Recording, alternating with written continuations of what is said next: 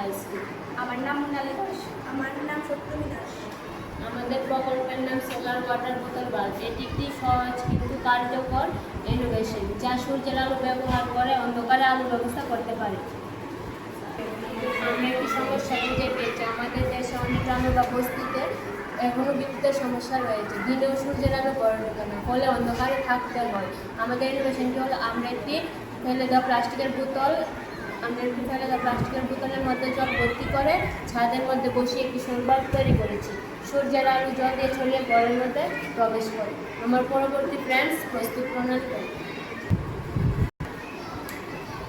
প্রণালী পরিষ্কার প্লাস্টিকের বোতলে জল ভর্তি করে 1-2 ফোঁটা ব্লিচ মেশানো হয় জলকে সবসময় পরিষ্কার রাখার জন্য।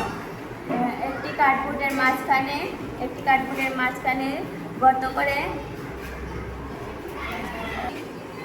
বোতলটি বসানো হয়।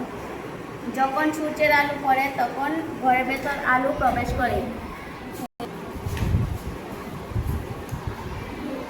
এই ইনভিটেশনটি কিভাবে কাজ করে পরবর্তী ফ্রেন্ড বলে।